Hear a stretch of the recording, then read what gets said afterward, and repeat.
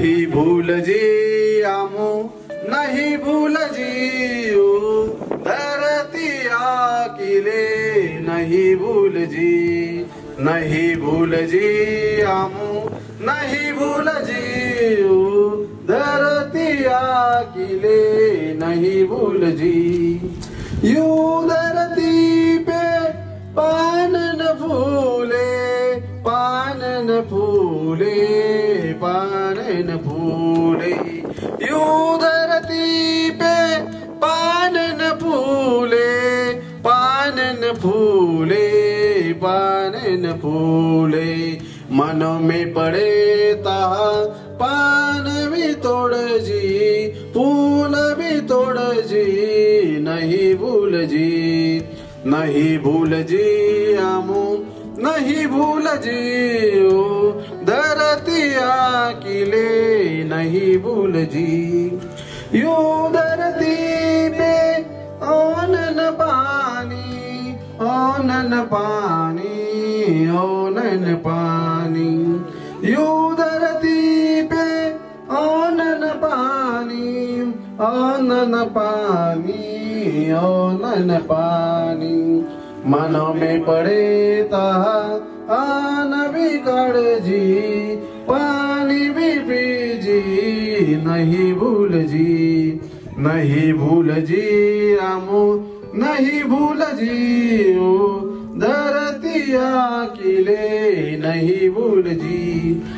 You धरती पे जीवे बाधा जीवे बाधा जीवे बाधा यू धरती पे जीवे बाधा जीवे बाधा जीवे बाधा इले मिले ने दिया काळ जी हार जीवी जी नहीं भूल जी नहीं भूल जी आमू नहीं भूल जी ओ धरती आकिले नहीं भूल जी नहीं भूल जी नहीं भूल जी। आपकी जय। एकता परिषदना पंचमंडळ स्थापन होईना तर पंचमंडळ स्थापन होईना म्हणजे समाजना विकास विजय या सणास त्यासाठी समाजना घरनी बाहेर निघना पडी यामुळे माया बहिणीसला घरनी बाहेर निघना पडी तिसते समस्या काय सत आई समाजनी सामाजिक कार्यकर्त्याला सांगना पडी तरच तुम्ही समस्याचं निराकरण होईल। आपण घरमकत लोक रशान जोपर्यंत तुम्हाला घरनी बाहेर निघणार ना तोपर्यंत तुमचा विकास होणार ना। असं 100 वर्ष बदली जाईल पण तुमचा विकास होणार ना। तुम्ही गलीमा एक गांधी कार्यकर्ता येईल त्याला जर का तुमच्या समस्याच माहित राहणार ना तुमचा विकास कशासाठी होईल। आज भी भारत देश में स्वातंत्र्य मिळण्यासाठी आपला 75 वर्ष उलटी गए सर तरी सुद्धा आपला शाखा ओपन कराना संघटना स्थापन करानी गरज पडी राहिली सर। आई गरज का पडी राहिली सर आपला याला कारण आहे सर शासन प्रशासन आहे आपल्याकडे लक्ष देणार आहे ना सर। आपल्यासाठी आपल्या विकासासाठी आदिवासी विकास विभाग प्रकल्प कार्यालय सुरू करेल सर पण आज सुद्धा एवढा 40 वर्षापासून विकास विभाग सुरू सर तरी सुद्धा आपला विकास होणार आहे ना सर।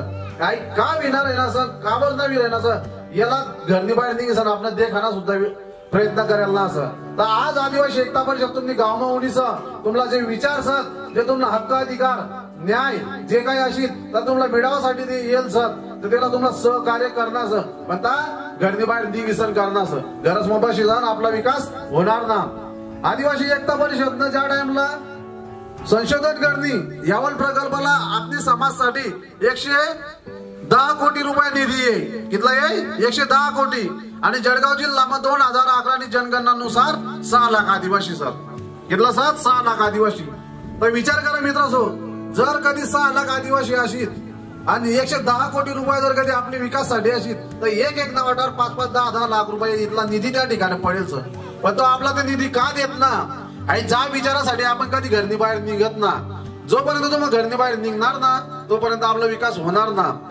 आमुद्याला जा विचार्या की आम्ही समाज ना तुम्हाला विकास करायसाठी इथला जर का पैसा येत अशी तर आम्ही समाज ना विकास का करत ना तर त्या टाइमला तेच ना आम्हाला सांगा की तुमचा समाज आमनीपर्यंत येई ना आम्हाला मागणी करा ना तर आम्ही तुम्हाला कशाला देऊ।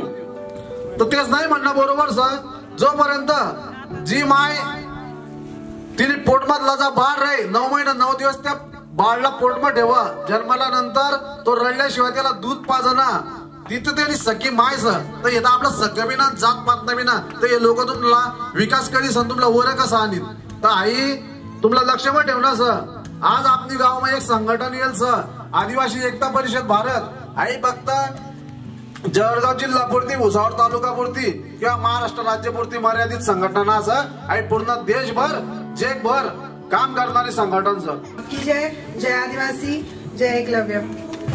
आज आपण आपल्या आदिवासी एकता परिषद या सामाजिक चळवळी अंतर्गत इथं शाखा ओपनिंगचा कार्यक्रम करत आहोत. इथं जमलेल्या माझ्या सर्व बंधू भगिनी, माझ्या माय बहिणी सर्वांना मला आपकी जय.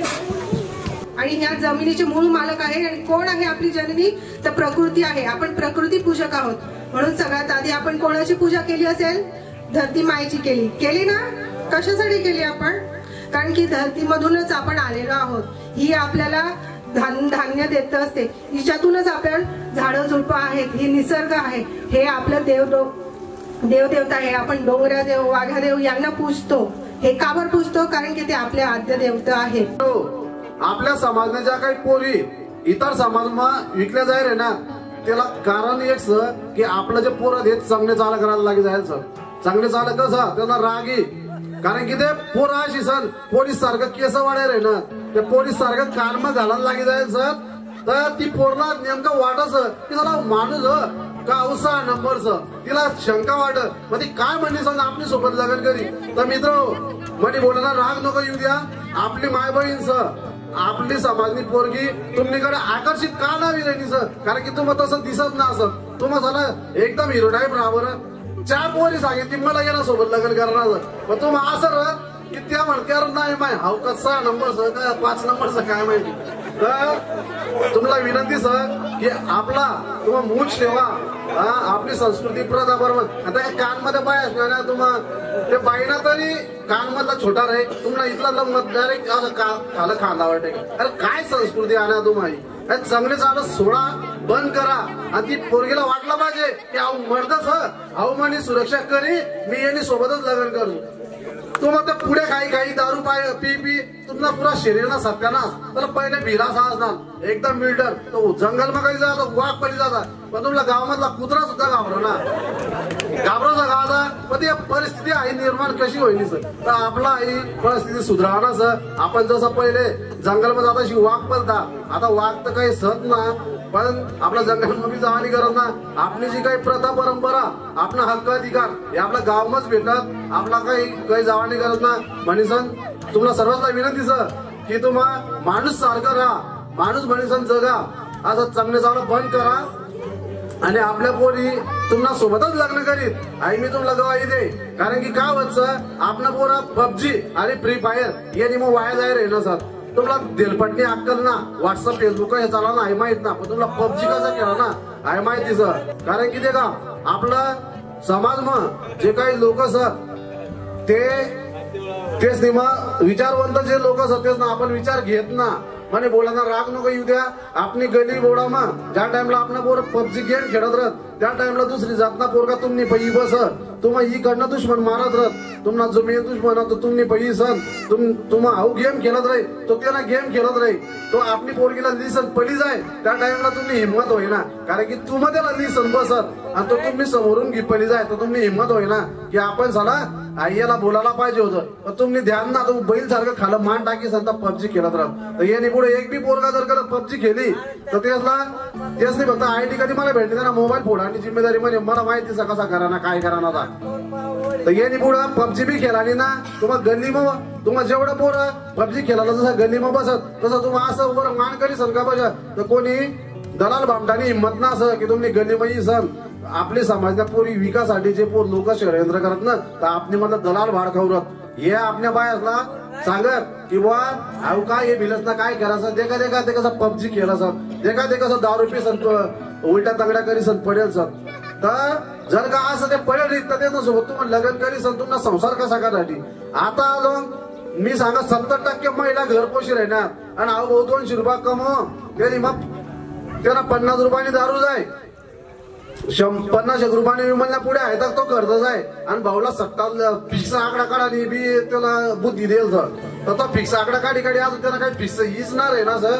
ते मग तो रोज ना 200 रुपये जम्या घालत अका साधारण ती मावली त्या मालक नाही करत आहे सर. पहिलेच ते ऍडव्हान्स मधली एवढं 300-400 रुपये तो मालक बी पुरा पैसा दे ना. कारण की अहो भाऊ सकाळी उठी सांगे हो भाऊ मी काय कोणी कामला ये ना तुझा पुरा पैसा म्हणे बायकोला ती टाकणार. तर ह्या बी गोष्टी आपलं लक्ष मध्ये ना सर. जर का तुमना घर भागी घर चाली तर ती मावली कधीच तुला सोडी जाणार ना.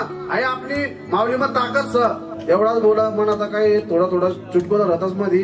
तसाच पुढील वक्त आपलं महाराष्ट्र राज्यानं लाडका सुनील भाऊ गायकवाड तेचला मी विनंती करा की तेच ना आपली समाजला आपला इतिहास आपला हक्क अधिकार हे सांगावं आणि तेच निकड मी माईक. धन्यवाद. नुकताच या शिंदी गावामध्ये आदिवासी एकता परिषदेचं नामफलकाचं अनावरण झालं. नामफलकाचं अनावरण झालं म्हणजे नेमकं काय झालं तर आपण या ठिकाणी घटनेमध्ये दिलेला जो अधिकार होता आदिवासींना 5वी अनुसूचीमध्ये हमारे गाव में हमारी सरकार त्याचं आपण या ठिकाणी पंचमंडळची स्थापना केली आणि त्या कार्यक्रमाच्या माध्यमातून कार्यकर्त्यांच्या विनंतीला मान देऊन या छोट्या खाणी कार्यक्रमामध्ये प्रबोधन देखील समाजाला व्हायला पाहिजे म्हणून आपली विनंतीला मान देऊन आदिवासी एकता परिषदेचे सर्व टीम या ठिकाणी उपस्थित झाली. गुच्छ देऊन आणि फुलहार देऊन आपण त्यांना मानवंदना दिली. ते आदिवासींचे कैवारी आणि दैवत भगवान वीर एकलव्य ज्यांनी या देशामध्ये आणि जगाला एक मोठा संदेश दिला. वर्ण व्यवस्थेमध्ये शूद्र समाजाला शिक्षणाचा अधिकार नसताना देखील बंड करून शिक्षणाचा हट्ट धरून धनुर्विद्या शिकून जगाला एक संदेश देणारा मानव भगवान वीर एकलव्य यांच्या प्रतिमेला आपण फुलहार घालून या कार्यक्रमाला सुरुवात केली. त्याच पद्धतीने या देशामध्ये सरंजामशाही आणि हुकुमशाही नष्ट करणारा बिलाच्या घरामध्ये जन्माला आलेला तंटे मामा भिल 1857च्या क्रांतीच्या लढ्यामध्ये ज्यांनी आपल्या सकट हजारो तरणबाण आदिवासी पोरांचा रक्ताचा सेंसाळा केला ते खवजा नाईक या देशामध्ये शूद्र म्हणून ज्या समाजाला हिणवलं गेलं SC ST OBC म्हणून ज्यांचा आपण संविधानामध्ये उल्लेख आपण बघतो त्यांना या देशामध्ये माणूस म्हणून जगण्याचा अधिकार नव्हता आणि तो अधिकार देत असताना जाती व्यवस्थेला लाथ मारून वर्ण व्यवस्था आपला मनुस्मृतीला जाणण्याचं काम या देशामध्ये ज्या महामानवानं केलं आणि घटना लिहिली ती घटनेचे शिल्पकार डॉक्टर बाबासाहेब आंबेडकर या महामानवाला या कार्यक्रमाच्या माध्यमातून आपण त्रिवार वंदन करू. शूद्र समाजाला शिक्षण आणि संपत्तीपासून वंचित ठेवण्याचा कार्यक्रम या जातीवादी व्यवस्थेने आणि मनुवादी व्यवस्थेने हजारो वर्षापासून या भारत भूमीवर सुरू केली होती आणि ते शिक्षण घराघरापर्यंत पोहोचायला पाहिजे म्हणून ज्यांनी पहिली शाळा आपल्या घरामध्ये सुरू केली ते महामानव फुले महात्मा ज्योतिबा फुले. आणि या देशामध्ये शोषित वंचित समाजाला न्याय मिळाला पाहिजे त्यांना शिक्षण आणि संपत्तीपासून वंचित करता कामा नये.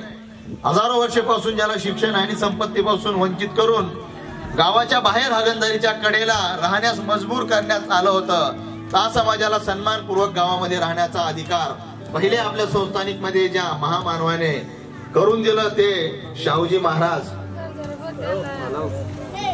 या भारतामध्ये ब्रिटिश सरकाराचा पूर्ण देशामध्ये अंमल असताना ही भारत भूमी विदेशी लोकांची नसून या देशातील मूळ निवासींची आहे आणि तेथील तेवर कर आम्ही शासनाला भरणार नाहीत ब्रिटिश सरकारला देणार नाहीत.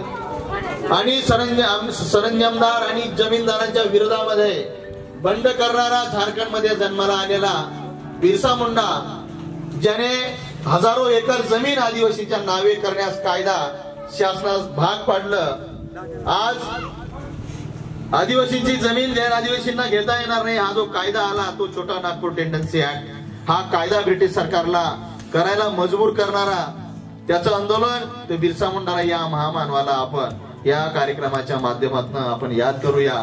पुन्हा तंट्या मामा खाजा नाईक या महान विचारांचा वारसा आपल्याला पुढे घेऊन जायचा आहे. म्हणून प्रबोधनाच्या माध्यमातून या इतिहास आपल्या समाजापुढे यायला पाहिजे.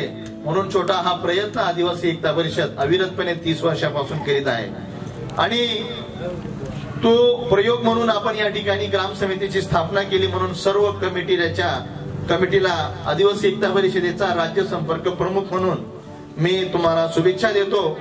आणि आपण जो ध्येयाने ज्या उद्देशाने आपण हा नामफलकाचं अनावरण केलेलं आहे निश्चितच ही लढाई आपण या देशामध्ये जिंकणार आहोत. या लढाईमध्ये आपलं यश येणार आहे. कारण इतिहास साक्ष आहे जेव्हा जेव्हा या देशामध्ये शोषित वंचित समाजाने बंड केला आहे तेव्हा मनोव्यवस्थेला आणि जाती व्यवस्थेला माघार घेऊन या देशामध्ये समता आणि न्यायाची व्यवस्था उभी झालेली आहे. आणि पुन्हा ते चित्र आपल्याला या देशामध्ये निर्माण होताना दिसत आहे की जाती व्यवस्था आणि मनोव्यवस्था आपल्यावर हावी होत आहे आणि आपल्यावर अन्याय अत्याचार करण्यासाठी त्यांचे छुपे अजेंडे आणि छुपे हात आपल्या घरापर्यंत आपल्या दारापर्यंत येत आहेत. आणि हे हात आणि हे पाय छाटून काढण्यासाठी आपल्याला गावागावामध्ये आदिवासी समाजाचे असतील दलित समाजाचे असतील ओबीसी समाजाचे आपल्याला तरण्या पोरांच्या डोक्यामध्ये जो जाती व्यवस्थेबद्दल धर्माबद्दलची जी घाण भरलेली आहे ते काढून टाकण्यासाठीचा कार्यक्रम आदिवासी एकता परिषद घेत आहे. आणि ते विचार आपल्याला गावागावापर्यंत झोपडीपर्यंत घेऊन जायचे आहेत. म्हणूनचा हा प्रबोधनाचा कार्यक्रम आपण या ठिकाणी घेत आहोत. प्रबोधन आपल्याला कशासाठी घ्यायचं आहे? प्रबोधन म्हणजे काय? प्रबोधन म्हणजे आपल्याला विशिष्ट अंगाने आपल्याला जो अन्याय अत्याचार आपल्याला होत आहे मग तो सामाजिक असेल आर्थिक असेल राजकीय असेल धार्मिक असेल पंथांचा असेल पक्षाचा असेल त्याच पद्धतीने गावामध्ये सरंजामदार पद्धतीने होत असलेला अन्याय असेल. सवर्ण समाज हा नेहमीच दलित आदिवासींना गुलाम म्हणून यांच्याकडे बघण्याचा दृष्टिकोन यांचा दारिद्र्याचा गरिबीचा आणि लाचारीचा नेहमीच आपल्याला पाहावयास मिळालेला आहे. आणि म्हणून हा दृष्टिकोन बदलावा म्हणून गावात देखील आपल्याला अशा मंडळींच्या विचारामध्ये परिवर्तन आणण्याची गरज आहे. आणि खऱ्या अर्थाने हे कार्यक्रम समाजाला सजग करण्यासाठी समाजाला हुशार करण्यासाठी समाजाला जागृत करण्यासाठीचा हा कार्यक्रम आहे. आपल्याला या कार्यक्रम मध्ये थोडे लोक या ठिकाणी 20-40 लोक दिसत असतील पण आदिवासी एकता परिषदेने जो विडा विचरलेला आहे तो आम्हाला लाख लोकांची गरज नसून आम्हाला नेक लोकांची गरज आहे. कारण विचार हा नेक लोकांच्या माध्यमातूनच लाख लोकांपर्यंत पोहोचतो. म्हणून आदिवासी एकता परिषद त्या नेक लोकांच्या प्रतीक्षेमध्ये गावामध्ये असा कोणी आम्हाला कार्यकर्ता मिळेल का जो समाजाचं संरक्षण करेल समाजाला अंधश्रद्धा असेल वेडबिगारीचं जीवन असेल लाचारीच्या जीवन पासून मुक्त करण्यासाठी शिक्षणाच्या माध्यमातून प्रबोधन करेल असे कार्यकर्ते आदिवासी एकता परिषद मार्फत आम्ही शोधण्याचे मोहीम आदिवासी एकता परिषद राबवत आहे.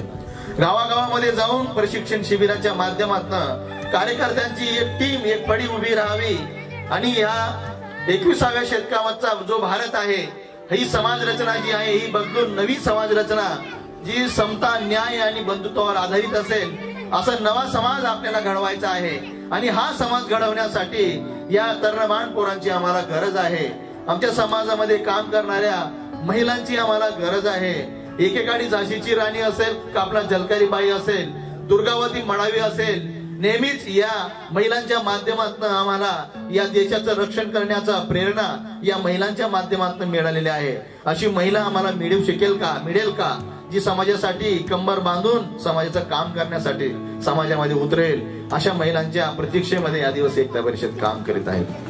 आपण नेहमीच बघतो का शोषित वंचित समाज हा नेहमीच गाव कुसाबाहेर आणि हगंदरीच्या कड्याला आपल्याला पाहायला मिळालेला आहे. परंतु ही परिस्थिती आली कशी? हा समाज गावाच्या बाहेर गेला कसा? गावापासून कोसो दूर असलेला हा गाव करण्याच्या बाहेर राहिलेला समाज आज हा आपला आवाज बुलंद करतोय. हा आज शासन दरबारी गुहार लावतोय का मला न्याय हवाय संविधानामध्ये असलेले अधिकार आम्हाला पाहिजेत. शिक्षणाच्या माध्यमातून आमचा समाज देखील IAS अधिकारी IPS अधिकारी म्हणून या प्रशासनाला या देशाचा हिस्सा होईल या शुद्ध हेतूने आदिवासी समाज देखील प्रतीक्षेमध्ये आहे आणि ही लढाई आदिवासी एकता परिषद शोषित वंचित समाजाला पुढे घेऊन चाललेला आहे. डॉक्टर बाबासाहेब आंबेडकर नेहमी म्हणायचे का जो समाजाला ज्याचा इतिहास माहिती नसेल तो समाज भविष्य घडवू शकत नाही. आणि तो विचाराला घेऊन आदिवासी समाज असेल, दलित समाज असेल, आपला ओबीसी समाज असेल, हा विचार घेऊन गाव खेड्यामध्ये काम करीत आहे. आणि मग आपला इतिहास काय आहे हे जाणून घेण्यासाठी इतिहासाची जेव्हा आम्ही पानं उलटवली तर खऱ्या अर्थाने आम्हाला तेव्हा आमचा इतिहास कळला. हा इतिहास जेव्हा आम्ही वाचला तर तो इतिहास गौरवाने आमची छाती फुलून जाईल असा इतिहास आमच्या समोर आला. आणि तथाकथित इतिहासकारांनी हा इतिहास चुकीच्या पद्धतीने आमच्या समोर मांडला आणि तो चुकीचा इतिहास मांडल्यामुळे आमचं स्वाभिमान आणि आमचं अस्तित्व नष्ट होऊन गेलं. हा समाजाला नेहमीच असं वाटायला लागलं की आमच्या पूर्वजांनी कधीच लढाई लढली नाही देशासाठी, समाजासाठी आणि आपला इतिहास बदलवण्यासाठी इतिहासामध्ये लढल्याच नाहीत. आणि चुकीचा इतिहास, दुसऱ्यांचा इतिहास आमच्यावर थोपण्याचं काम प्रस्थापित व्यवस्थेने आतापर्यंत केलं. आणि तो इतिहासामध्ये जेव्हा संशोधन झालं, तो इतिहास जेव्हा वाचला गेला तेव्हा खरा इतिहास लोकांसमोर आणला गेला. आणि तो खरा इतिहास जेव्हा कळला तेव्हा आमच्यासारखे तरणेबाण लोकांना असं वाटलं का नोकरी करणं हा दोन विषय वाटून समाजाचा खऱ्या अर्थाने प्रबोधन आणि इतिहास समाजापर्यंत घेऊन जाण्याचा आम्हाला महत्वाचं वाटलं. म्हणून शेकडो तरुण आदिवासी एकता परिषदेच्या या चळवळीमध्ये सामील झाले आणि फुल टाइम 24 तास समाजाचं काम करण्यासाठी केडर कॅम्प प्रशिक्षण शिबिर घेऊन समाजामध्ये प्रबोधनाचं काम करीत आहेत. मग आपला इतिहास कोणता होता, आपला इतिहास का दाबला गेला, याची जर उत्तर हवे असतील तर सर्वात अगोदर आपल्याला इतिहास जाणून घ्यावा लागेल. मग आदिवासींचा इतिहास काय होता हे जर आपण जाणून घेतलं तर हा इतिहास लोकांसमोर येईल आणि खऱ्या अर्थाने तेव्हा या समाजामध्ये आत्मसन्मानाची विचार, आत्मसन्मान जागृत होईल, स्वाभिमान जागृत होईल आणि हा खऱ्या अर्थाने हा समाजामध्ये ताठ मानेने उभं राहील. का या देशाच्या इतिहासामध्ये देखील आमचा सिंहाचा वाटा आहे. नेहमीच आम्हाला सांगितलं जातं का स्वातंत्र्याच्या लढ्यामध्ये अमुक लढले, ढमुक लढले, टिळक लढले. अरे पण टिळक लढत असताना आमचा आदिवासी समाज देखील होता, तो लढला नाही का? तेव्हा आदिवासी समाज काय गोट्या गोट्या खेळत होता का? जेव्हा इतिहास आम्ही शोधला, वाचला तेव्हा आम्हाला समजलं की आदिवासी समाज देखील घरात बसलेला नव्हता.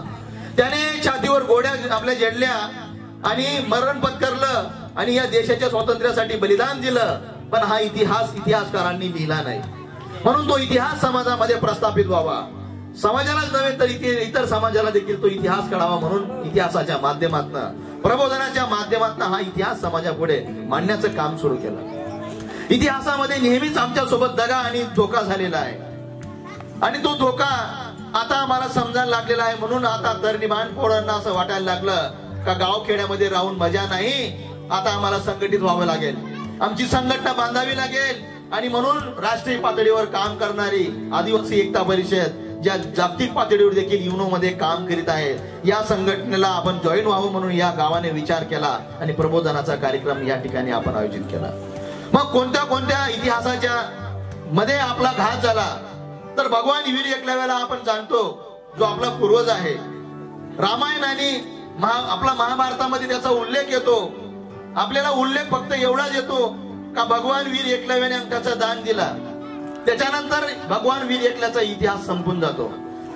अरे जो माणसाने इतिहास जर भगवान वीर एकलव्य जर त्यांचा कपट नीतीने जर त्यांचा शिरच्छेद केला नसता तर आज भारताचा इतिहास बदलला असता. एवढा महान धनुर्धारीचा इतिहास फक्त 2 ओळीचा कसा आला, त्याच्या मागे काय षडयंत्र होतं हे आपल्याला खऱ्या अर्थाने या प्रबोधनाच्या माध्यमातून जाणून घ्यायचंय. धनुर्धारी वीर एकलव्य हा निषाद पुत्र हा कोणी दारिद्र्यामध्ये जन्मलेला आणि गरिबी झोपडीमध्ये जन्मलेला नव्हता. त्याचा बाप होता हिरण्यधनु. आणि आज हरियाणा, आपला हरियाणा आणि उत्तर आपला जे कुरुक्षेत्रामध्ये लढाई लढली गेली त्याच्या वरच्या बाजूला जे राज्य आहे त्या राज्यामध्ये याचं रिंगवीरपूर राज्य म्हणून होतं. या राज्यामध्ये काम करणारा राजा हिरण्यधनुचा पुत्र राजकुमार एकलव्य, आपला एकलव्य त्याचा मुलगा. मग एकलव्यानं काय असं वाटलं की आपण द्रोणाचार्याकडे शिक्षण घ्यायला जायला पाहिजे. त्यावेळेला विदेशी आक्रमण भारतावर होत होती आणि जो तो राजा त्याच्या राज्य वाचवण्यासाठी विदेशी नीती आपल्याला आत्मसात करणं गरजेचं आहे. आणि यांची नीती आपल्याला जोपर्यंत समजणार नाही तोपर्यंत आपण यांच्या समोर लढू शकणार नाही आणि युद्ध आपण जिंकू शकणार नाही. असा विचार जेव्हा वीर एकलव्याच्या वडिलांना पडला तेव्हा वडिलांनी आपल्या पुत्राला आदेश दिला का तुला वेगवेगळ्या धनुर्विद्यामध्ये आम्ही पारंगत केलेलंच आहे, परंतु आपल्याला विदेशाची नीती काय आहे हे या भारत उपद्वीपमध्ये कशासाठी आले आणि यांची युद्ध नीती, यांची राजव्यवस्था, यांची कूटनीती आपल्याला जाणून घेण्यासाठी यांचं शिक्षण आपल्याला घेणं गरजेचं आहे. आणि म्हणून ते आदेश करतात भगवान वीर एकलव्याला. ज्या वेळेला भगवान वीर एकलव्य गेले त्यावेळेला भगवान वीर एकलव्य हे तारुण्यामध्ये होते, ते लहान बाळ नव्हतं आणि ते शिक्षण घेऊन पुढचं शिक्षण घेण्यासाठी गेले होते. आणि पुढचं शिक्षण कशासाठी तर आपल्याला आपलं राज्य सुरक्षा करायची आहे, आपल्या राज्यात असलेल्या आपल्या समाजाला संरक्षण पुरवायचं आहे, याचा विकास करायचा आहे, याचा समाज रचना आपल्याला बदलवायची आहे, याच्यासाठी सुख शांती राज्यात कशी नांदेल याच्यासाठी आपल्याला शिक्षण घ्यायचं आहे. आणि म्हणून जेव्हा भगवान वीर एकलव्य द्रोणाचार्याकडे जातात आणि द्रोणाचार्याकडे जाऊन ते त्या गुरुकुलमध्ये सांगतात आणि त्यांना विनंती करतात की मला देखील तुमच्या गुरुकुलमध्ये शिक्षण हवंय. परंतु त्यावेळेला एक मोठी घटना घडली.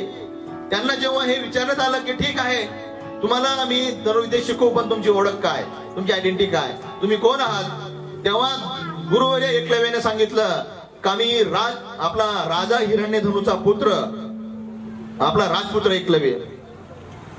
जेव्हा द्रोणाचार्याने हा इतिहास याचं नाव त्यांच्या समोर सांगितलं त्यावेळेला मात्र द्रोणाचार्याने त्यांना प्रश्न विचारला का हिरण्यधनु कोण. तेव्हा त्यांनी सांगितलं की निषाद पुत्र हिरण्यधनु. निषाद म्हणजे शूद्र. अरे या शूद्र लोकांना आमच्या धर्म व्यवस्थे आणि समाज व्यवस्थेमध्ये जागा नाही, म्हणून तू जरी राजाचा पुत्र असेल, तुझ्याकडे राज्य जरी असेल, पण आमच्या धर्म व्यवस्थेमध्ये तुम्हाला आम्ही शिक्षण घेऊ देणार नाहीत. या शिक्षण व्यवस्थेमध्ये, या धर्म व्यवस्थेमध्ये क्षत्रिय आणि ब्राह्मण या दोनच आपल्या जातींना आम्ही शिक्षण देतो आणि तू शूद्र आहेस, तू निषाद आहेस, कारण आमच्या पूर्वजांनी तुमच्या पूर्वजांना जिंकलं, गुलाम केलं, म्हणून तुम्ही गुलामाची संतान आहेत आणि म्हणून तुम्हाला आम्ही शिक्षण या गुरुकुलमध्ये देऊ शकत नाही. आणि हट्ट धरला एकलव्याने आणि द्रोणाचार्याने त्यांना सांगितलं का तुम्हाला या ठिकाणाहून तुम्हाला आम्ही धरून आपला शिक्षण देऊ शकत नाही. नाराज होऊन एकलव्य जात असताना पांडवांमध्ये असलेल्या टीमने त्यांची विडंबना केली आणि विडंबना एवढीच नाही केली का आज अशी परिस्थिती येऊन गेली की गुरुकुलमध्ये शूद्र आमच्या बरोबरीला बसतील का, ते आमच्या बरोबरीने शिक्षण घेतील का, त्यांची ही लायकी आहे का, अशा पद्धतीचे प्रश्न आणि त्यांना हिणवण्यासाठी त्यांची मजा घेण्यात आली. रस्त्याने जात असताना, जेव्हा घराकडे जात असताना एकलव्य आपला जंगलामधून जात असताना त्यांनी त्यांच्या जवळ असलेले पाळीव कुत्र पांडवांनी त्यांच्यावर सोडली आणि तो कुत्रा जेव्हा भुंकत होता तेव्हा द्रोणाचार्य आपला एकलव्याला त्याचा राग आला. पण त्या कुत्र्याची चुकी नाही होती, त्यांना हे सांगतायत म्हणून कुत्रा भुंकतोय, म्हणून भगवान वीर एकलव्याने काय केलं, भगवान वीर एकलव्याने त्याला जीवानिशी मारलं नाही तर फक्त भुंकण्याचा आवाज बंद केला. एक बाण न मारता 7 बाण कुत्र्याच्या तोंडात मारले आणि भुंकण्याचा फक्त आवाज बंद केला. बाण मारून देखील रक्ताचा थेंब देखील या जमिनीवर सांडू दिला नाही.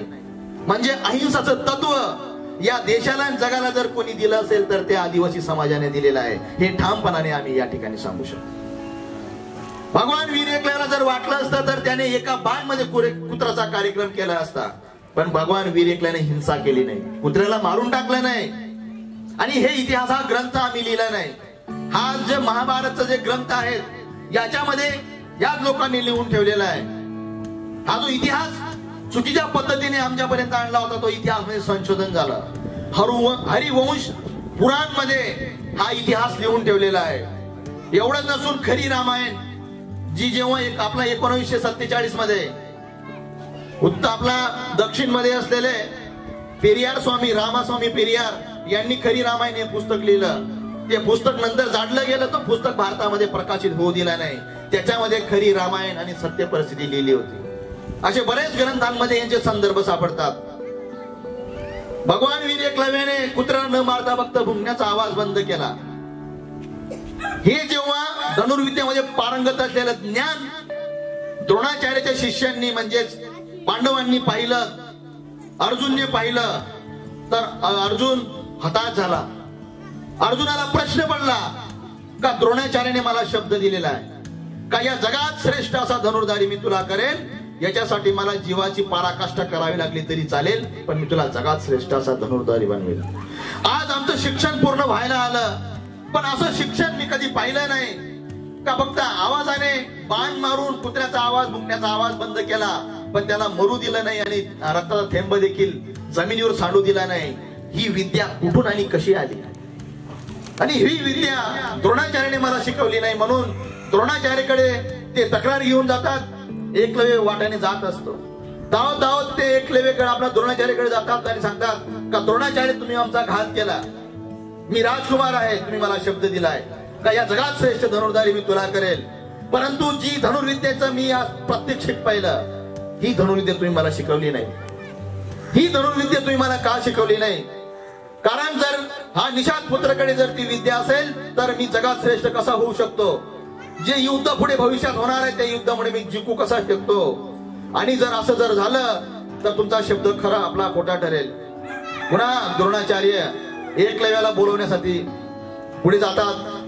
जात असताना इतिहासमध्ये असं लिहिलं गेलं का भगवान वीर एकलव्याने अंगठाचा दान दिला. अरे ज्या माणसाने, ज्या शिक्षकाने शिकवलंच नाही तर त्याला गुरुदक्षिणा मागण्याचा अधिकार तरी कुठे होता? आणि आदिवासी समाजामध्ये दान देण्याची प्रथा आजपर्यंत आदिवासी समाजामध्ये नाही आणि नव्हती. म्हणून आम्ही कन्यादान देखील करीत नाही, आम्ही कन्याला दान करत नाही. पण हिंदू संस्कृतीमध्ये कन्याला दान करतात. कन्या ही दान देण्याची वस्तूक नाही. ही कुप्रथा भारतामध्ये प्रस्थापित केली ती मनु व्यवस्थेने, हिंदू संस्कृतीने. आणि म्हणून या अशा कुप्रथांना आमचा विरोध आहे, कडाडून विरोध आहे. जेव्हा द्रोणाचार्य त्यांच्याकडे जातात आणि द्रोणाचार्याला त्यांना विचारतो का तू माझ्याकडे शिक्षण घेण्यासाठी आलास, मी तुला माझा शिष्य म्हणून मान्यता देतो, परंतु माझी एक अट आहे. काय? तुला गुरुदक्षिणा म्हणून मला काहीतरी द्यावं लागेल. जेव्हा गुरुदक्षिणाची डिमांड द्रोणाचार्याने एकलव्याकडे केली, एकलव्याने सांगितलं का जर तुम्ही मला शिक्षण देत असाल तर तुम्ही जे मागाल मी ते तुम्हाला द्यायला तयार आहे. द्रोणाचार्याने सांगितलं हा इतिहास राहील, इतिहासामध्ये तुझं नाव अमर होईल जर तू जर माझा शिष्य झालास तर.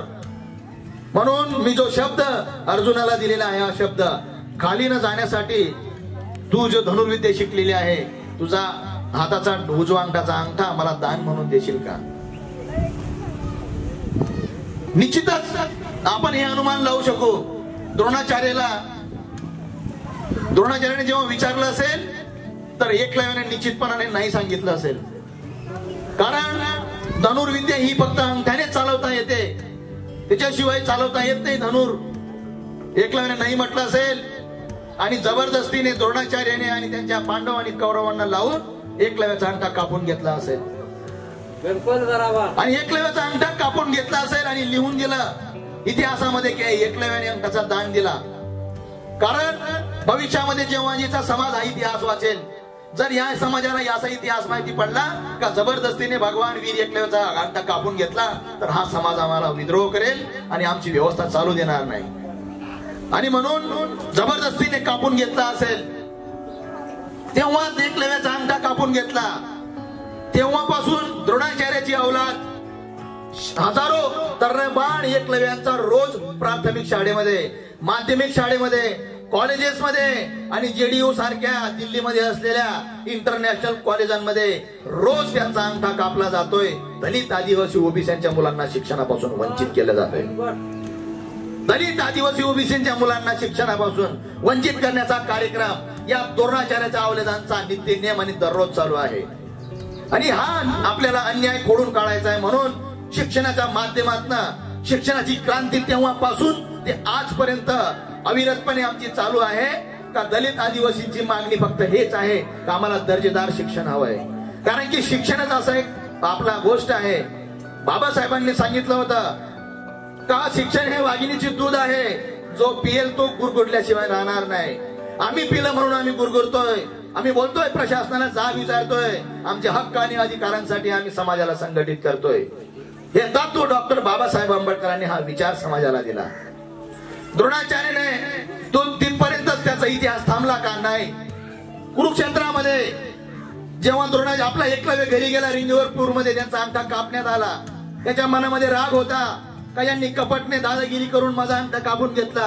आपल्या राज्यात जाऊन त्यांनी प्रचार प्रसार केला. तेव्हापासून आर्य आणि अनार्यांची दुश्मनी आहे. तेव्हापासून आमचा संघर्ष आहे. हा संघर्ष सत्ताचा नसून हा संघर्ष संस्कृतीचा आहे. हा संघर्ष जमिनीचा आहे. हा संघर्ष हक्क आणि अधिकारांचा आहे. रिंगवेरपूरमध्ये जेव्हा ही बातमी पसरली तेव्हा पूर्ण समाज त्या ठिकाणी भरकळून गेला आणि या आर्यांच्या विरोधात बंड करायला उभा राहिला. दुर्दैवाने पुढे कौरव आणि पांडवांचं भांडण झालं सत्तेवरून. आणि ही गोष्ट एकलव्याला माहित होती का अर्जुनामुळे माझा अंगठा कापून घेतला. हा राग एकलव्याच्या मनात होता. म्हणून कुरुक्षेत्रामध्ये कौरवांच्या बाजूने लढण्यासाठी एकलव्य तयार झाला. पण एकलव्य जेव्हा लढायला तयार झाला 3 दिवस युद्ध चाललं कुरुक्षेत्रामध्ये. 3 दिवस एकलव्याची फौज म्हणजे पिल्लांची अमाप फौज या आर्यांच्या फौजवर भारी पडत होती. एका एका बाणाने शेकडो असे लोकांना ते मारत होते. युद्ध नीती त्यावेळची अशी होती का सूर्यास्त झाल्यानंतर युद्ध बंद व्हायचं. सूर्योदय झाला का युद्ध सुरू व्हायचं. सूर्यास्त झाल्यानंतर ते आपल्या छावणीत येऊन बसायचे. 3 दिवसाचा परिणाम जेव्हा श्रीकृष्ण आपला अर्जुन बघतो अर्जुन हताश होतो आणि रथावरून खाली उतरून तो श्रीकृष्णाला विचारतो का देवा ही परिस्थिती जर अशीच चालली तर हे धर्मयुद्ध आपण हरणार. आणि हा धर्मयुद्ध जर आपण हरलात तर या निषाद पुत्रांना या युद्धामध्ये बरोबरीचा अधिकार मिळेल. आणि बरोबरीचा अधिकार जर भेटला तर याचा आपल्याला गुलामगिरी स्वीकारावी लागेल. आणि याचे आपण गुलाम झालो तर या देशामध्ये ह्या मूळ निवासींची सत्ता प्रस्थापित होईल. म्हणून तुम्ही काहीतरी युक्ती सुचवा आणि ही युद्ध आपल्याला जिंकता कसं येईल याच्यासाठी तुम्ही रणनीती तयार करा. कुरुक्षेत्रामध्ये जेव्हा श्रीकृष्ण जात असताना त्याने सांगितलं वचन दिलं होतं का दोघेही माझे भाऊबंद आहेत कौरव आणि पांडव. मी पूर्ण कुरुक्षेत्रामध्ये हत्यार उचलणार नाही हिंसा करणार नाही अशी शपथ श्रीकृष्णाने घेतली होती ना. बरोबर. मग श्रीकृष्णाने ही शपथ घेतली आणि जेव्हा हा प्रसंग पाहिला त्यावेळेला श्रीकृष्णाला आपली शपथ मोडावी लागली. श्रीकृष्णाने आपली शपथ तोडली आणि झोपेत असताना भगवान वीर एकलव्याला सुदर्शन चक्र चालून त्याचा शिरच्छेद केला. हा घात एकलव्याचा झाला. अरे इतिहासामध्ये ज्या महापुरुषाला आमच्या महापुरुषाला तुम्ही मारलं त्याचा फोटो आपल्या घरामध्ये. आपण खऱ्या अर्थाने जागृत आहात का. जर श्रीकृष्णाने जर द्रोण आपला एकलव्याला मारलं असेल तर श्रीकृष्ण आपला कोण दुश्मन. कोण दुश्मन ना. जर तुम्ही एकलव्याला जर मानत असाल तर हे आपला एकलव्याला मारणारा तुमचा कोण तुमचा दुश्मन. आणि एकलव्य कोण आपला दैवत. मग तुमच्या घरामध्ये जो आपला श्रीकृष्णाचा फोटो आहे तो कशासाठी लावला आपण. याचा अर्थ आपल्यावर धर्माचा आणि पंथांचा पगडा आहे. चुकीचे विचार आपल्यापर्यंत रुजवण्यात आले थोपण्यात आले आणि 33 कोटी देव मूळ निवासींच्या घरामध्ये घालून त्यांना कर्मकांड करायला प्रवृत्त केलं आणि या लोकांची व्यवस्था मजबूत केली. म्हणून 21व्या शतकामध्ये आपल्याला जागृत व्हायचं. To identify our enemy. दुश्मन कोण आणि दोस्त कोण हे ओळखण्यासाठी खऱ्या अर्थाने प्रबोधनाचे कार्यक्रम होतात. म्हणून आपल्याला या प्रबोधनाच्या माध्यमातून आपला दुश्मन कोण आणि दोस्त कोण याची ओळख व्हायला पाहिजे. म्हणून आदिवासी एकता परिषद प्रबोधनाचा कार्यक्रम घेते. एवढंच नाही फक्त एकलव्याचाच इतिहास चुकीचा लिहिला गेला नाही. रामायणामध्ये आपण जर पाहिलं तर माता शबरीचा इतिहास देखील चुकीचा सांगितला गेला. इतिहास मध्ये असं लिहिलं गेलं का शबरी मातेने रामाचे बोरं खाल्ले. रामाचे बोरं खाल्ले म्हणजे काय. अरे जी बाई म्हणजे 100 वर्ष शबरी माता रामाच्या प्रतीक्षेत होती का राम या वाटेने येईल मी त्याला भेटेल तो माझा उद्धार करेल आणि मी धन्य होईल. अरे जी बाई 100 वर्ष वाट बघते एका व्यक्तीची. तो व्यक्ती जर आपल्या घरी आला तर आपण त्यांना काही फळं खाऊ घालतो का. जंगलातील बोरं फळं आपण खाऊ घालणार का. आपण काही पाहुणचार विचार करणार का नाही. शबरी माता काही कोणी गरीबाची पोरगी नव्हती. शबर राज्य होतं तिचं. हावाडांग मध्ये महाराष्ट्राच्या बॉर्डरला जे साक्री तालुक्याच्या पलीकडे हावाडांग तिथे शबरी धाम आहे. तिथून शबर राज्य सुरू होतं तर गुजरातच्या डांग पर्यंत आणि सुरत पर्यंतचा जो भाग आहे तिथपर्यंत तो हावाडांग होता. आपला शबर राज्य होतं. शबर नावाचा आदिवासी राजा त्याची पुत्री शबरी माता. हिचा स्वयंवराचा कार्यक्रम झाला लग्नाचा. त्यावेळेस त्याच्या राजाने आदेश दिला का शेकडो हजारो लोक माझ्या प्रदेशमध्ये येतील, माझ्या राज्यात येतील, तर लग्नासाठी बोकड मारायचे म्हणून प्रत्येक गावातून एक दोन दोन बोकड घेऊन आणायचा आदेश दिला. शेकडो हजारो बोकड जेव्हा जमा झाले तेव्हा शबरी मातेला वाटलं का माझा एकटीच्या लग्नासाठी जर हजारो बोकड जर जीव जाईल तर माझं लग्न करून काही फायदा नाही, म्हणून मी लग्न करणार नाही असा विडा घेते आणि शेवटपर्यंत मरेपर्यंत समाजाची सेवा करेल. शबरी मातेने कुटिया बांधून तिथे सेवा केली. हा इतिहास होता. राम उत्तरेकडून दक्षिणेकडे जात असताना तो आजारी पडला. जेव्हा आजारी पडला त्यावेळेला डॉक्टर नव्हता आणि म्हणून त्यावेळेस वनस्पतीवर इलाज होत होता. आणि वनस्पती फक्त आदिवासींनाच माहितीये का या वनस्पतीवरून काय इलाज होतो. आणि हा इलाज फक्त आदिवासींनीच विकसित आपले झालेला आहे. आदिवासींमध्येच ही कला विकसित झालेली आहे का वनस्पतीवरून इलाज करायचा. कोणीतरी सांगितलं का, एक वाटसरू भेटला त्याने सांगितलं का अमुक अमुक दिशेला जा, शबरी मातेची कुटिया आहे, तिथे तुमचं मोफतमध्ये इलाज होईल. आणि जाऊन विनंती करतो काही साहेब मला वेगळ्या प्रकारची व्याधी झालेली आहे, माझं अंग तापलेलं आहे, मला चालवलं जात नाही आणि म्हणून मला माझा इलाज करा. तेव्हा शबरी मातेने हाताची नाडी बघितली आणि हाताची नाडी बघून त्याचा काय याला झालेला आहे व्याधी हे तपासलं. नाडी बघून पोटात काय दुखतं ही कला फक्त जगामध्ये आदिवासींमध्येच विकसित आहे. नामदेव आपला कामदेव बाबा आणि रामदेव बाबा यांना काहीच माहिती नाही. हे आज जे खोटा भूलथापा देऊन पतंजलीच्या नावाने हे वेगवेगळे प्रोडक्ट्स लोकांमध्ये वाटतायत आणि माहिती आदिवासीकडून काढून घेऊन त्याची जडीबुटीची माहिती आदिवासीकडून काढून त्याचं प्रोडक्ट तयार करून समाजामध्ये विकतायत. रामदेव बाबा आणि कामदेव बाबाला या संदर्भात कोणतीही माहिती नव्हती. पतंजलीला सुद्धा माहित नव्हता. पतंजली हा शृंग राजा ज्याने 21 वेळेस पृथ्वीवर हल्ला केला होता तो परशुराम, त्याचा सेनापती आपला त्याच्या राज्याचा पुरोहित पतंजली होता. त्या पतंजलीच्या नावाने कारभार चालू आहे. नाडी बघून याच्या पोटात काय दुखतं, याला काय आजार झालेला आहे, ही कला फक्त देशात आणि जगात आदिवासींमध्येच विकसित झाली होती. ती कला आजही आदिवासींमध्ये पाहायला मिळते आणि ती नाडी बघून आजही इलाज केला जातो. पण त्याला अंधश्रद्धेचा ठप्पा मारून आदिवासींची कला डाबलून होमिओपॅथी आणि ऑलोपॅथी आणि डॉक्टरांचे दवाखाने भरण्याचा कार्यक्रम या सरकारने सुरू केलेला आहे. कारण सरकार त्यांना लायसन्स देतं, डिग्री देतं आणि ती डिग्री फुकट भेटत नाही. लाख लाख रुपये खर्च करावे लागतात. तेव्हा MBBS आणि MD डॉक्टर होतो. तो दवाखाना सुरू करतो. जेव्हा माणसं आजारी पडतात डॉक्टरकडे जातो तर डॉक्टर आपल्याला विचारतो की तुम्हाला काय झालंय. अरे तू जर MD झालेला आहे, MBBS झाले आहे तर तू काही 10 वर्ष काय चक मारत होता का, तुला समजत नाही का मला काय झालेलं आहे. तो आपल्याला विचारतो. आपण जेव्हा सांगतो त्याच्या लक्षणावरून डॉक्टर इलाज करतो. परंतु आदिवासींमध्ये ही कला विकसित होती. नाडी बघून याचा काय झालेला आहे. शबरी मातेची नाडी पाहिली आणि याला विचारलं, याला सांगितलं, याला समजलं का याला आजार झालेला आहे, याला कायचा तरी आपला टायफॉइड असेल काय असेल. सैनिकांना आदेश देते शबरी माता आणि जंगलात पाठवते आणि बोरं घेऊन या म्हणून सांगते.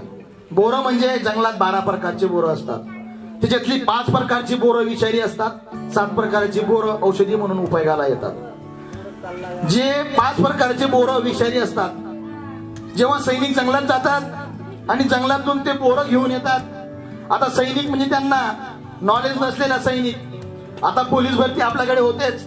12वी त्याला कॅटेगरी आलेला आहे, 12वी पास झाला की तो पोलीस होऊन जातो.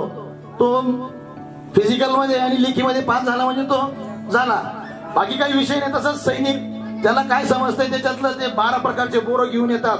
पण त्या टोपलीमध्ये जेव्हा ते बोरं बघतात तेव्हा शबरी माता विचार करते की याच्यामध्ये विषारी बोरं देखील आहेत आणि एखादा विषारी बोर जर याने या वाटसरूने खाल्ला तर याचा राम नाम सत्य इथेच होऊन जाईल. आणि याचा राम नाम सत्य जर झाला तर माझ्या शिक्षणाला किंवा माझ्या सेवेला दाग लागेल, माझ्या समाजाला दाग लागेल का अमुक अमुक दिशेला अमुक अमुक कुठेवरती महिलेने मला हे दिलं, माझा मृत्यू झाला. आणि म्हणून शबरी मातेने काय केलं, शबरी मातेने काय केलं? शबरी मातेने प्रत्येक बोर चाकून खाल्ला, विषारी बोर बाजूला फेकला आणि ज्या बोरने रामाचा इलाज होणार होता तो बोर रामाला दिला आणि राम दुरुस्त झाला आणि उत्तरेकडून दक्षिणे दिशेला गेला. हा इतिहास आहे. अरे ज्या माणसानं इलाज करून एका माणसाचा जीव वाचवला तर जीव वाचवणारा मोठा का जीवदान देणारा मोठा? जीवदान देणारा मोठा, जीवदान देणारा मोठा ना. शबरी मातेने बोरं दिली, रामाला जीव वाचवला, म्हणजे शबरी माता मोठी का राम? शबरी माता मोठी. मानवी दृष्टिकोनात जर आपण पाहिलं तर शबरी माता मोठी. मग शबरी मातेचे पाया राम पडायला पाहिजे का रामाच्या पाया शबरी माता पडायला पाहिजे? रामानं शबरी माताच्या पाया पडायला पाहिजे. पण इतिहास बदलून टाकला या मनुवाद्यांनी. राम उभा आहे आणि शबरी माता पाया पडते. चुकीचा इतिहास या समाजामध्ये प्रस्थापित केला. तो इतिहास आपल्याला बदलून काढायचा आहे. आणि हा इतिहास बदलवण्यासाठी खऱ्या अर्थाने इतिहासाचं संशोधन होणं गरजेचं आहे. इतिहासामध्ये घडणाऱ्या गोष्टींचं अवलोकन होणं गरजेचं आहे. इतिहासमध्ये आमच्या सोबत घात झाला का? साथ दिली आम्हाला.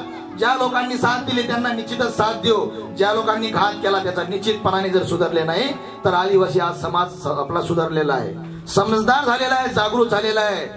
आमच्या वस्तीत येणारा तो मनुवादी आहे, तो राष्ट्रवादीवाला आहे का तो जातीवादीवाला आहे हे आज आम्हाला कळायला लागलेलं आहे. आणि म्हणून आज आमच्या बिलाडीतली पोरं अशिक्षित जरी असली तरी ती समजदार झालेली आहेत. म्हणून त्या प्रबोधनाचा कार्यक्रम घेत आहोत.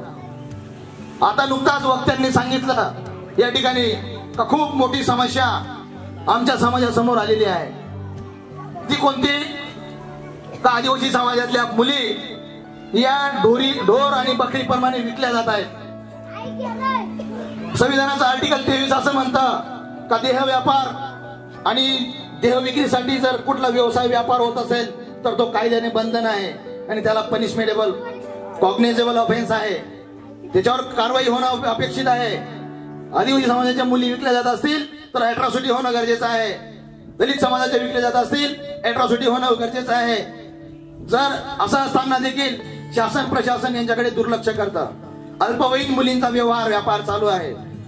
संगम मताने त्यांचा राग रोषपणे व्यापार चालू आहे.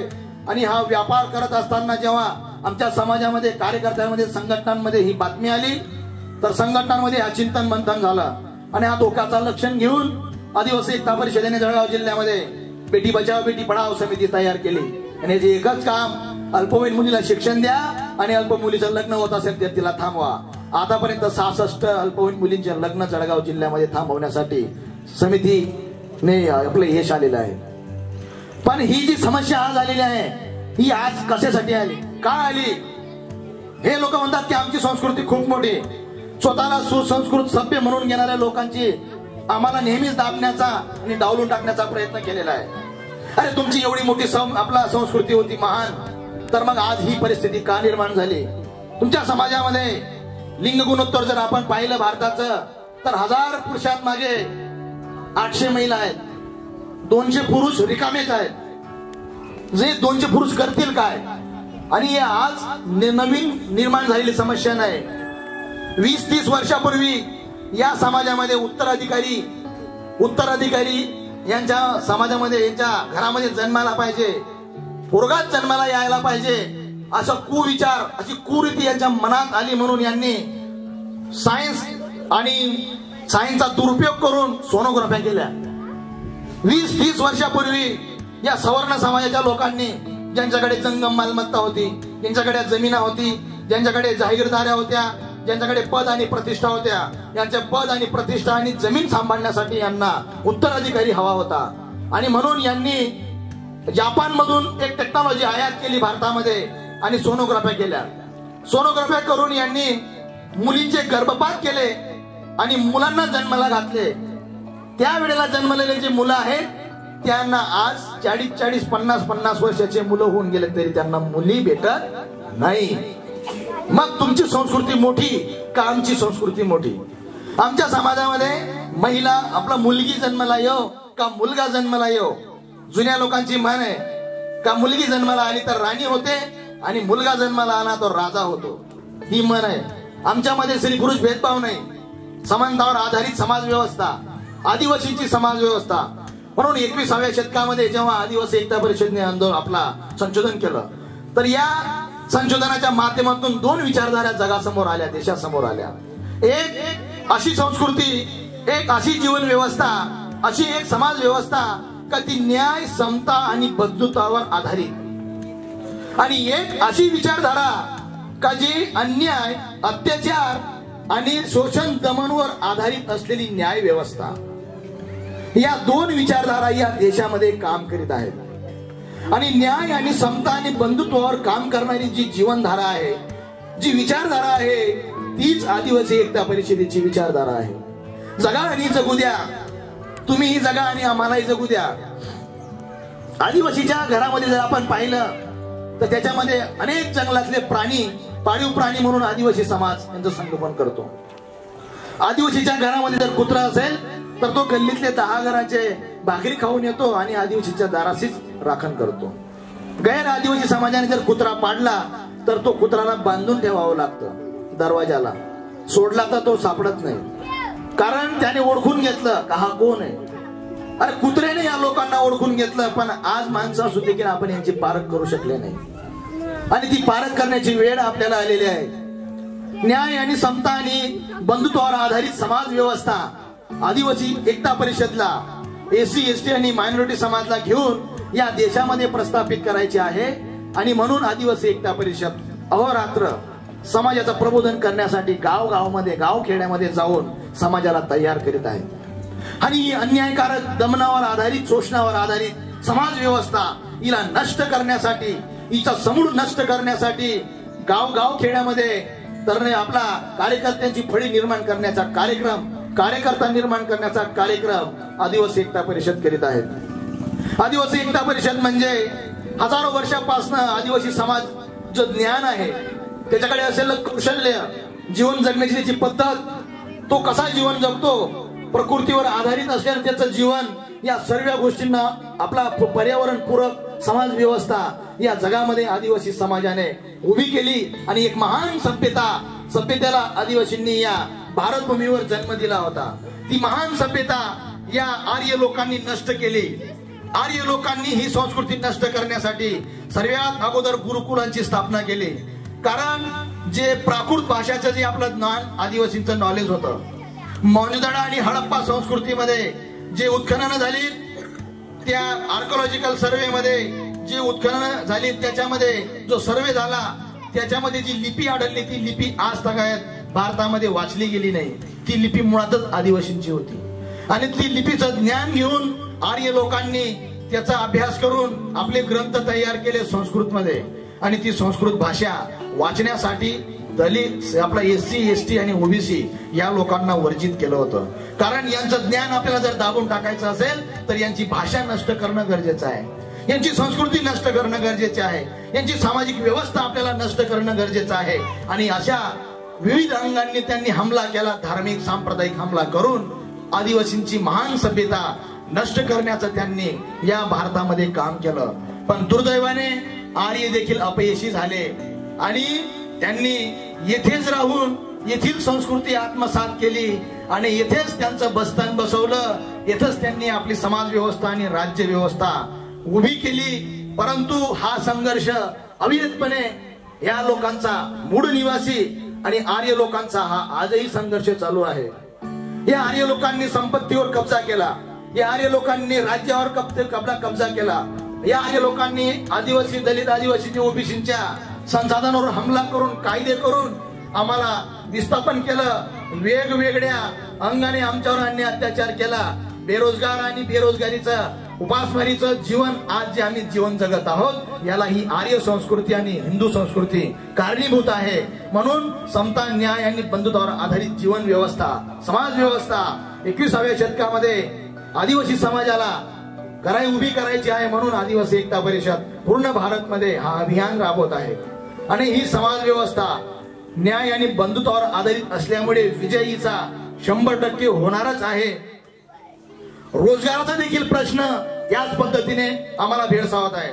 नुकताच आदिवासी एकता परिषद मार्फत जळगाव जिल्हाधिकारी कार्यालयाला बेमुदत धरणे आंदोलनाला बसले होते. 3 दिवसानंतर आयुक्तांनी जी मागणी होती आदिवासींची की स्थानिक पातळीवर जे तलाव असतील, हे तलाव जे मासेमारी करणारे आदिवासी बांधव आहेत यांच्याकडे रोजगार नाही, यांच्याकडे जीवन जगण्याचे साधनं नाहीत, उपासमारीची वेळ त्यांच्यावर आलेली आहे आणि ते पोटाची खळगी भरण्यासाठी वर्षातले 8 महिने स्थलांतरित होतात, वीटभट्टी आणि ऊसतोडीवर जातात। ऊसतोडीला गेल्या असताना त्यांच्या हातोनात अन्याय आणि अत्याचार होतो, तो सहन यांना करावा लागतो। म्हणून शासनाने स्थानिक पातळीवर जे तलाव आहेत हे तलाव मासेमारीसाठी परवाना देऊन आदिवासींना मोकळे करावे ही मागणी होती। ती मागणी मान्य केली। हा पहिला विजय आदिवासींचा रोजगारासंदर्भामध्ये आदिवासी एकता परिषद मार्फत जिल्ह्यातील 6 लाख आदिवासींना न्याय देण्याचा हा मोठा अभियान आणि आंदोलन होता।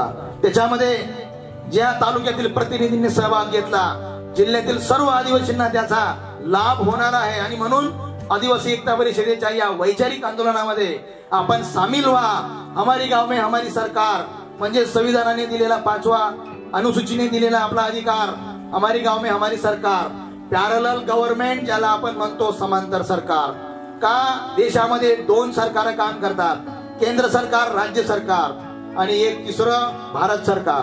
भारत सरकार म्हणजेच 5 जानेवारी 2011 सुप्रीम कोर्टने नंदाबाई भिलच्या जजमेंट मध्ये एक निर्णय दिला का या देशाचे 7% आदिवासीच या देशाचे मूळ निवासी आहेत, यांनाच इंडिजिनस पीपल म्हणतात। डेबर कमिशनने रिपोर्ट एसटी कमिशनला दिला आणि एसटी कमिशनने रिपोर्ट आपल्या केंद्र सरकारला दिला का जे आदिवासी आहेत तेच मूळ निवासी आहेत आणि ते फक्त 7% आहेत आणि तेच या देशाचे मूळ आहेत आणि म्हणून त्यांना जल जमीन जंगलचा अधिकार तुम्हाला द्यावा लागेल, पाणीवरचा अधिकार असेल, जंगलवरचा अधिकार असेल। यांच्यापासून जर सरकार त्यांना विस्थापित करत असेल, सरकार त्यांना वंचित ठेवत असेल तर सरकारवर देखील अॅट्रॉसिटी ऍक्ट नुसार कारवाई करण्यात येईल। अशा पद्धतीने एसटी कमिशनचा रिपोर्ट आपल्याला 2013-14 मध्ये असताना देखील केंद्र सरकारने त्याची अंमलबजावणी आज देखील केलेली नाही आणि म्हणून आदिवासी एकता परिषद मार्फत हा अभियान आपण देशभर राबवत आहोत का जंगलावरील पारंपरिक अधिकार हा आदिवासींचा आहे, जमीनवरील पारंपरिक अधिकार आदिवासींचा आहे। मग या परिसरामध्ये जर जमीन असेल तर ती जमीन 5वी अनुसूचीनुसार सरकारी जमीन ही आदिवासींचीच आहे आणि म्हणून ती गायरान असेल, गावठाण असेल, फॉरेस्ट असेल, या जमिनी वैधी करा, या जमिनी काढा, याच्यावर उदरनिर्वाह करा। भविष्यामध्ये खूप मोठ्या प्रमाणामध्ये आंदोलन होईल आणि या जमिनी सरकारला आपल्याला द्याव्या लागतील। असाच एक कायदा महाराष्ट्रामध्ये आला, सबलीकरण योजना। सबलीकरण योजनेअंतर्गत जो भूमिहीन आदिवासी आहे त्याला 5 एकर जमीन शासन घेऊन देतं, पण तो आपली योजना, तो कायदा आदिवासींचा विकासाचा असल्यामुळे सरकार ते अंमलबजावणी करण्यासाठी दुर्लक्ष करते। तो करत असताना आदिवासींचा जातीय देशभावनेतून विचार केला जातोय, अंमलात आणण्यासाठी अधिकाऱ्यांवर दबाव टाकला जातोय की ही योजनाची अंमलबजावणी करू नका। म्हणून आदिवासी एकता परिषदेने त्याच्याकडे लक्ष वेधलं। 2021 मध्ये मोर्चा आयोजित करून ही मागणी लावून धरली होती का या शासन निर्णयाची अंमलबजावणी करा आणि अंमलबजावणी करून त्याचं जळगाव जिल्ह्यामध्ये इम्प्लिमेंटेशन सुरू आहे। आता प्रकल्प अंतर्गत तुमचे फॉर्म्स भरण्याचा कार्यक्रम आदिवासी एकता परिषद मार्फत सुरू होणार आहे। आदिवासी एकता परिषदेने हा 10 वर्षाचा अजेंडा तयार केलेला आहे।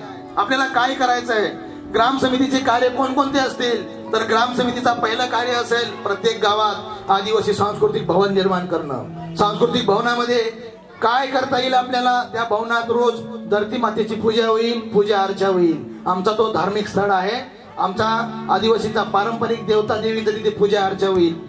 तिसरं आपलं काम तिथून समाजाला सांस्कृतिक प्रथा परंपरा आणि आदिवासी जीवन मूल्यांचा जो ऱ्हास सरकाराकडून विकासाच्या नावाखाली होत आहे तो थांबवेल आणि आमचा जीवन मूल्यांचा आमच्या जीवनावर आम्ही आत्मसात करून प्रकृतीपूरक जीवन जगू अशा पद्धतीचा कार्यक्रम एकता परिषद मार्फत चालवला जाणार आहे। चौथा, आपल्याला आदिवासी समाजात शिक्षणाचा प्रचार प्रसार करून प्रत्येक गावामध्ये जे सांस्कृतिक भवन निर्माण होतील त्याच्यामध्ये बाल संस्कार केंद्र आपल्याला चालवायचे आहेत। त्या बाल संस्कार केंद्रामध्ये हे लहान मुलांना शिकवलं जाईल आदिवासी संस्कृती, आदिवासी प्रथा, आदिवासी परंपरा, आदिवासीचा इतिहास, आदिवासीचे महापुरुष, देशाचं संविधान, हे सर्व घटनात्मक अधिकार त्या बाल संस्कार केंद्रामधून आदिवासींना शिकवले जातील मुलांना। 5वा काम आपला प्रौढशाळा त्या माध्यमातून आपल्याला चालू करायचे। आदिवासींचा क्रांतिकारकांची माहिती समाजापुढे ही जी मनुवादी लोकांचा जो चुकीचा इतिहास लिहिला त्याच्यात संशोधन करून खरा इतिहास लोकांसमोर आणायचा आहे.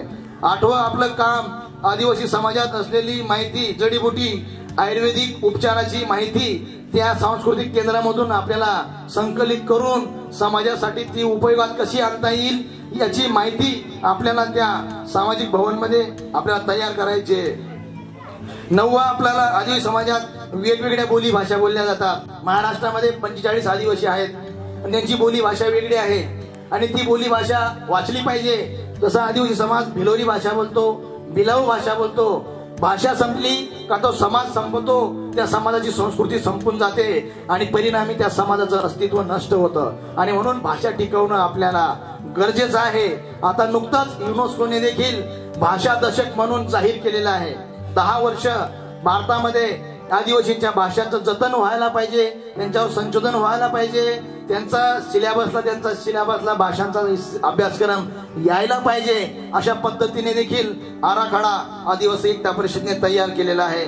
आदिवासी समाजात असलेले पारंपरिक ज्ञान, कौशल्य म्हणजेच आपल्याला टोपली बांबूपासून आपण बनवतो, आपण खाट विणतो, आपण तेल देखील आपण याच्याकडून आपला गारगुटीकडून तेल पाडतो. नॅचरल जे आहे जीवन जगण्याचे साधनं आपण जंगलातून आणतो, मध गोळा करतो, डिंक वगैरे याच्यापासून आपण वेगवेगळे औषध तयार करतो. मध असेल त्याच्यापासून औषध म्हणून आपण त्याचा उपयोग होतो. या सर्व गोष्टी आदिवासी समाजाला आपल्याला संकलित कशा करता येईल आणि पारंपरिक ज्ञान आमचं टिकवता कसं येईल. कारण या जगामध्ये सर्वात ज्ञान कौशल्य जर कुठल्या समाजामध्ये भरलं असेल तर तो आदिवासी समाजामध्ये भरलेला आहे. आणि हा ज्ञान, याची भाषा मेली म्हणून हा ज्ञान मरून जाईल, म्हणून ही भाषा टिकली पाहिजे. परिणामी हा ज्ञान टिकेल आणि हा ज्ञान भारताच्या विकासासाठी आपल्याला त्याचा उपयोग करता येईल. अशा पद्धतीने ते ज्ञान आणि कौशल्य टिकवणं देखील आदिवासी एकता परिषदचा मोठो आहे. त्याच पद्धतीने आदिवासी समाजाला संविधानिक अधिकारांपासून जागृत करणे, प्रत्येक गावामध्ये दफनभूमी टिकवणे, दफनभूमी तयार करणे आणि खास करून आदिवासी समाजामध्ये पारंपरिक पद्धतीने लग्नविधी आणि मरणविधी पार पाडणे हा अजिंठा आदिवासी एकता परिषदेचा असून शिक्षणाच्या माध्यमातून आपल्याला एक समाज व्यवस्था उभी करायची आहे की या समाज ही समाज व्यवस्था समता, न्याय आणि बंधुत्वावर आधारित असेल. असे आदिवासी एकता परिषदेचं धोरण, आदिवासी एकता परिषदेची घोषणा. आदिवासी एकता परिषद कोणत्याही धर्माचा, कोणत्याही पंथाचा, कोणत्याही पार्टीचा आणि पक्षाचा विरोध करत नाही, परंतु आमचं अस्तित्व नष्ट करण्यासाठी जर काही आपला विघ्न संतोषी विचारधारा जर काम करत असतील तर 100% आदिवासी समाज त्यांचा विरोध करेल, संघटित विरोध करेल आणि त्यांना नष्ट करण्यासाठी अभियान चालवेल. एवढंच बोलतो, या ठिकाणी थांबतो. आपण या समितीला जुडला आणि आदिवासी एकता परिषदचा या छोटाखानी कार्यक्रम घेतला म्हणून पुनश्या तुमचं मनपूर्वक अभिनंदन. आणि या ठिकाणी पंच व्यवस्था उभी राहिली, पंच मिळून या ठिकाणी निर्णय घ्यायचा आहे आणि पंचांचा निर्णय हा अंतिम राहील. अशा पद्धतीने हमारे गाव में हमारी सरकार आणि 5वी अनुसूची 13(3) क अनुच्छेद याचं या ठिकाणी आपण स्थापना केली. तुम्हा सर्व लोकांचं मनपूर्वक अभिनंदन करतो आणि तुमच्या सुखदुःखात आदिवासी एकता परिषद आणि त्याचा पूर्ण परिवार सामील राहील. आवाज द्या की तुमच्यावर दुःखाची वेळ असेल तर आदिवासी एकता परिषदेचा परिवार तुमच्यासाठी धावून येईल आणि तुमची मदत करेल. एवढीच ग्वाही देतो. आपकी जय, जिंदाबाद.